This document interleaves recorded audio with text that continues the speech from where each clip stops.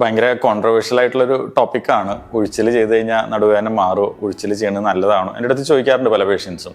ചില പേഷ്യൻസ് ഈ പറഞ്ഞ പോലെ 1, 2, 3 മാസങ്ങളായിട്ട് മെഡിസിൻ കഴിക്കുന്നതായിരിക്കാം, പറഞ്ഞ പോലെ റെസ്റ്റ് എടുക്കുന്നുണ്ടാവും. പക്ഷെ അവർ വിചാരിച്ച ലെവൽ ഓഫ് കംഫർട്ട് വരാണ്ടാവുമ്പോൾ ചിലർ പറയും ഞങ്ങളെന്നാൽ ഉഴിച്ചിൽ ചെയ്യുന്നതിനെ കുറിച്ച് ഡോക്ടർക്ക് എന്താ അഭിപ്രായം എന്നൊക്കെ ചോദിക്കും. എല്ലാവരോടും പറയുന്ന ഒരേ കാര്യമാണ്, ആയുർവേദ ആണെങ്കിലും യുനാനി ആണെങ്കിലും ഹോമിയോ ആണെങ്കിലും ഇംഗ്ലീഷ് ആണെങ്കിലും എന്ത് കാര്യമാണെങ്കിലും ഇത് ഓരോ ശാസ്ത്രങ്ങളാണ്.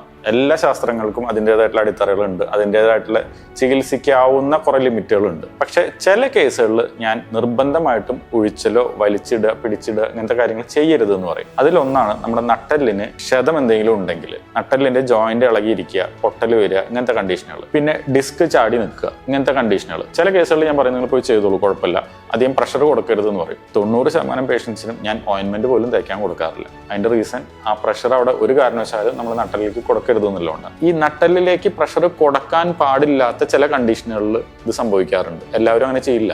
ഇതിനെക്കുറിച്ച് വലിയ ധാരണ ഇല്ലാത്ത ഉഴിച്ചിൽ ചെയ്യുന്നവരോ അല്ലെങ്കിൽ ഇതിനെക്കുറിച്ച് ടെക്നിക്കലായിട്ട് പഠിക്കാത്തവരോ ആണ്. നമ്മുടെ നാട്ടിലുള്ള ഇതിനെക്കുറിച്ച് നല്ല അറിവുള്ള ഒരുപാട് ആൾക്കാരുണ്ട്. അവരുടെ അടുത്ത് നമ്മൾ ഈ MRIയും കൊണ്ട് ചെന്ന് അല്ലെങ്കിൽ ഈ ഒരു മെഡിക്കൽ ഡോക്യുമെന്റും കൊണ്ട് ചെന്ന് കഴിഞ്ഞാൽ അവർ പറയും തൊടരുത്, ഉഴിയരുത് എന്ന് പറയും. പക്ഷെ ഇതിനെക്കുറിച്ച് ധാരണ ഇല്ലാത്ത ഒരു ശതമാനം ആൾക്കാരുണ്ടാവും. അവരുടെ അടുത്ത് നമ്മൾ കുടുങ്ങി കഴിഞ്ഞാൽ ഉഴിഞ്ഞു കഴിഞ്ഞാൽ ഡെഫിനറ്റ് ആയിട്ടും പെയിന് റിലീഫ് കിട്ടും. കാരണം അവിടുത്തെ പെയിൻ ഫീൽ ചെയ്യിപ്പിക്കാനുള്ള കുറെ കെമിക്കൽ മീഡിയേറ്റേഴ്സ് ഉണ്ട് നമ്മുടെ ശരീരത്തിൽ. അതായത് നട്ടല് പൊട്ടിക്കാൻ നോക്കിയാലും ഒക്കെ സംഭവിക്കുന്നത് അവിടുത്തെ പ്രഷർ ഇടുമ്പോൾ ബ്ലഡ് സർക്കുലേഷൻ ഫ്രഷ് ആയി. പക്ഷെ അൾട്ടിമേറ്റ്ലി പലപ്പോഴും കണ്ടിട്ടുള്ള എന്താ വെച്ച് കഴിഞ്ഞാൽ ഞാൻ പൊതുവെ പറയാം ഒരു 3ന്റെ കണക്കാണ് പറയാം. 3 ആഴ്ച, 3 മാസം, 3 വർഷം, ഇതിൽ ഏതെങ്കിലും ഒരു 3-ൽ ഇതൊരു 3 ഇരട്ടിയായിട്ട് തിരിച്ചു വരുന്നതാണ് നമ്മൾ പൊതുവെ പറയാം. എല്ലാവർക്കും വരണം എന്നല്ല, പക്ഷെ ഒരു വലിയ റിസ്ക് ആണ് നമ്മൾ ഉഴിയാൻ പാടില്ലാത്ത ചില നട്ടലിന്റെ കണ്ടീഷനുകളിൽ നമ്മൾ ഉഴിയുന്നത്. അപ്പോൾ അതിന് ഒരുപാട് നമ്മൾ ശ്രമിക്കേണ്ട.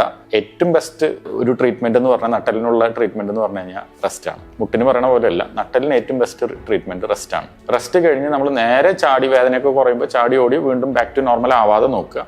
പ്രോപ്പറായിട്ടുള്ള കെയറും കാര്യങ്ങളും കൊടുക്കുക.